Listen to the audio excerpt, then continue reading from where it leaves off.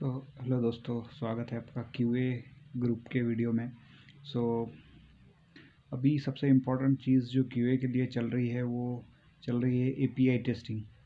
बड़ी बड़ी ऑर्गेनाइजेशंस जो हैं वो सारी एपीआई टेस्टिंग की ओर फोकस कर रही है। तो हम देख सकते हैं कि एपीआई टेस्टिंग और एपीआई ऑटोमेशन का बहुत ज़्यादा इम्पोर्टेंस है अभी एपीआई ऑटोमेशन का। और एपीआई ऑटोमेशन आपको स्टार्ट करना है तो आप एपीआई ऑटोमेशन जो है वो पोस्टमैन टूल के थ्रू यूज़ कर सकते हैं।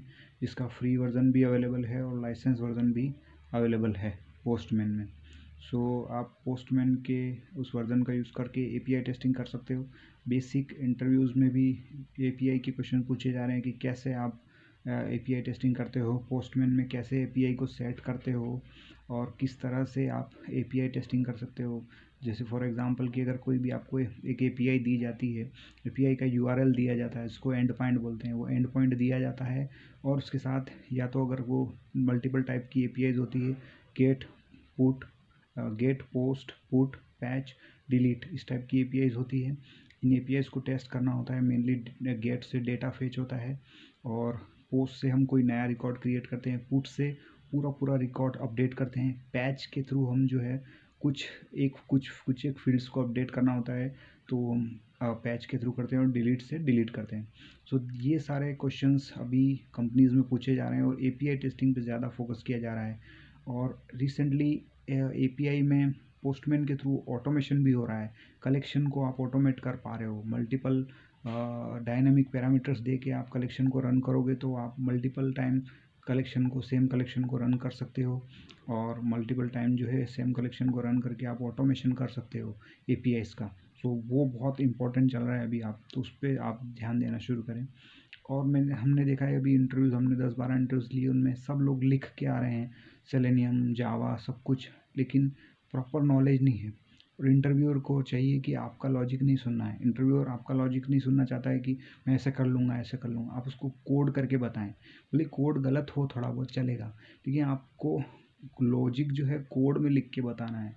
जितने भी कैंडिडेट्स मैक्सिमम आ रहे हैं, गर्ल्स आ रही हैं, बॉयज़ आ रहे हैं, उनमें वो बोल रहे हैं कि हम एक्सप्लेन कर देते हैं, हम कैसे करेंगे इसको सर।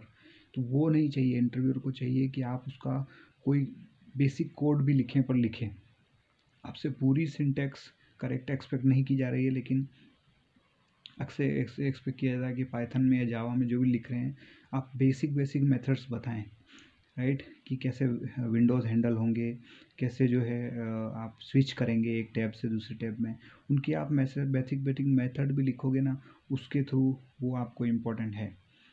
एपीआई टेस्टिंग पे फोकस करें और जो भी रिज्यूम में लिख के जा रहे हैं, बायोडाटा में लिख के जा रहे हैं ना, उसको एटलीस्ट करने की कैपेबिलिटी आप में होना चाहिए। अदरवाइज़ वो चीज़ लिखो ही मत आप, राइट। मैनुअल की भी बहुत सारी जॉब्स है, ऐसा नहीं कि मैनुअल में जॉब्स नहीं है।